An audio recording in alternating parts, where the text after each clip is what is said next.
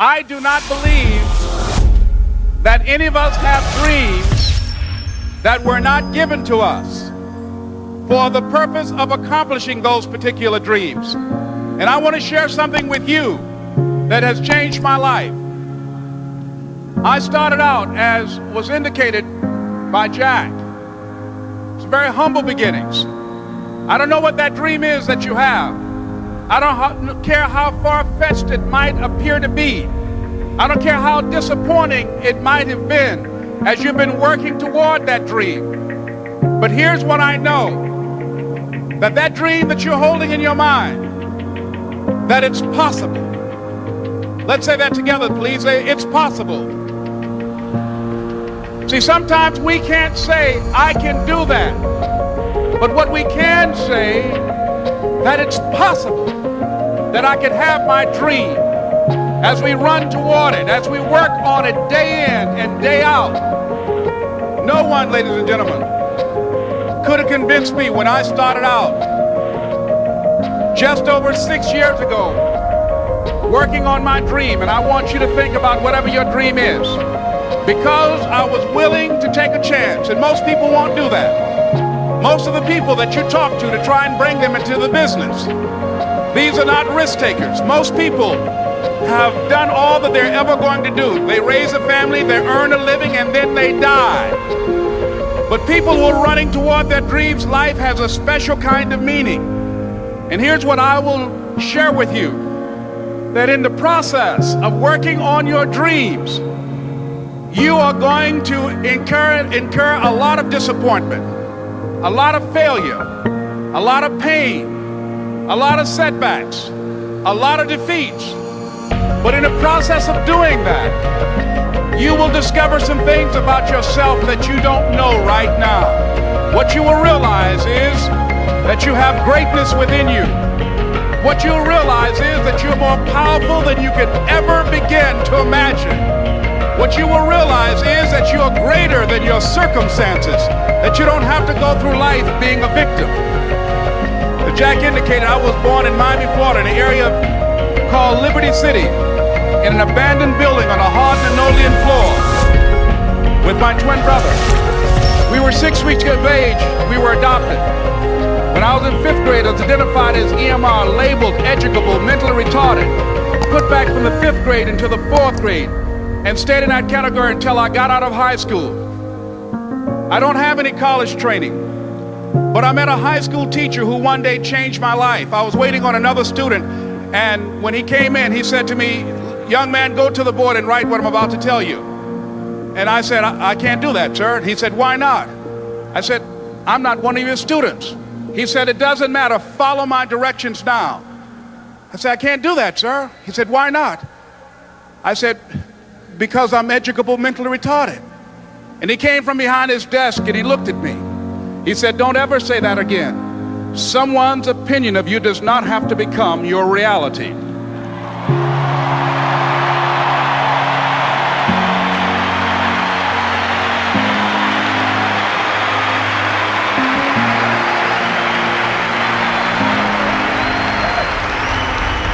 And that man, Mr. Leroy Washington, did something for me. He started planting seeds in my mind that enabled me to begin to dream, as Dexter has been doing for you. And ladies and gentlemen, I started working on my dream. And most people don't work on their dreams. Why?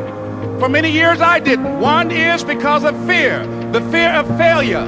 What if things don't work out? And the fear of success. What if they do and I can't handle it? The other thing is that most people, ladies and gentlemen, they get comfortable.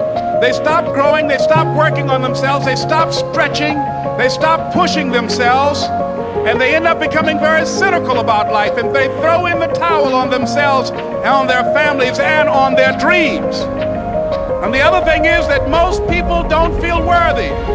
What I'm doing now, I could have been doing years ago.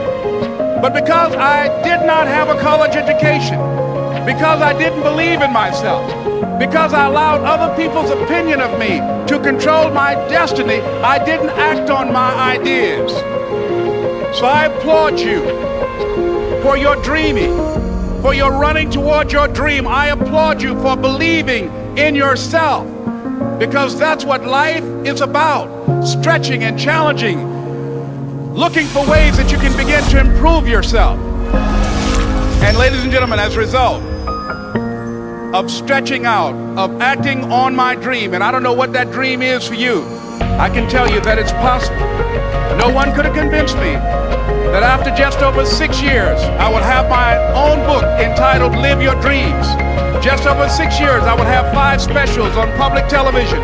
Just over 6 years, I've done motivational speaking for AT&T, Procter & Gamble, McDonald's Corporation, Xerox, IBM. Just over 6 years. I will now have my own talk show that will premiere on Monday, Labor Day. I'm saying to you, your dream is possible. Your dream is possible.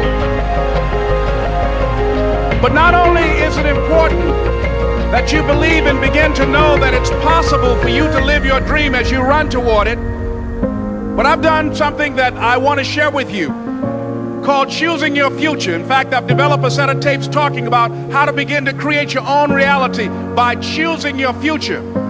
And not only is it important for you to know it's possible for you to choose your future, but it's necessary that you work on yourself, that you develop yourself. It's necessary that you get the energy drainers out of your life, people who don't want anything, people who are not striving, people who are not challenging themselves, people who aren't growing, people who have stopped dreaming. It's necessary that you align yourself with people and attract people into your business who are hungry, people who are unstoppable and unreasonable, people who are refusing to leave life just as it is and who want more. My mother used to say, birds of a feather flock together. If you run around with losers, you will end up a loser. It's necessary that you get the losers out of your life if you want to live your dream.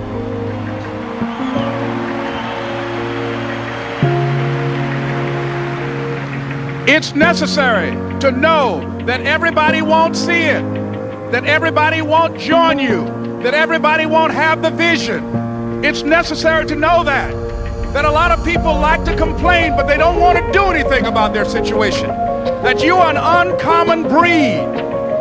You have to know within yourself that I can do this. Even if no one else sees it for me, I must see it for myself. That's necessary. It's also, ladies and gentlemen, necessary that you be creative when you're working on your ideas, that you understand the importance of changing up, of readjusting your strategies. Many times we can have a great idea, but if you're not advancing it in the right way and things don't happen, you become discouraged and think the idea doesn't work. No, that's not true.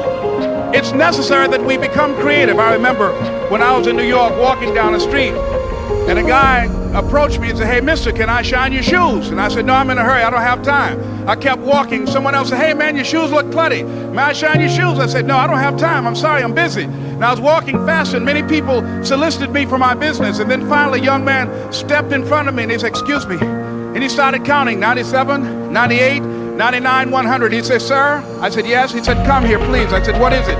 He said, today is my birthday. And every year, just to thank God for another year of life, the 100th person who passes my shoe shine stand, I offer them a free shoe shine. Would you give me the honors? I said, why, sure. I got up on the shoe shine stand, George, and I sat there, and he shined my shoes diligently. And when I got down, I looked at them, they were sparkling. And I was walking away, and I said, thank you. And I stopped, I said, excuse me, but how much do you usually charge? He said, only $2. I said, I tell you what, today's your birthday. Here's $5, keep the change. He said, thank you. As I was walking away, looking in the opposite direction at other people coming, he started counting again. 97, 98, 99, 100.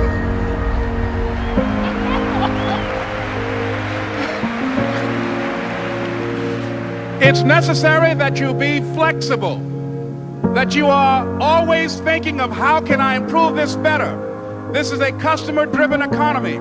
It's necessary for you to always explore various ways in which you can improve the quality of service that you're providing for the people in your organization. I remember something a major company had talked about, the extra value service they were providing for their customers. And the lady who had the news conference summarized it this way. She said, it's not our intention to satisfy our customers or to please our customers. Our intention is to amaze them. It's necessary, if you're going to compete today, that you look for ways to amaze your customers.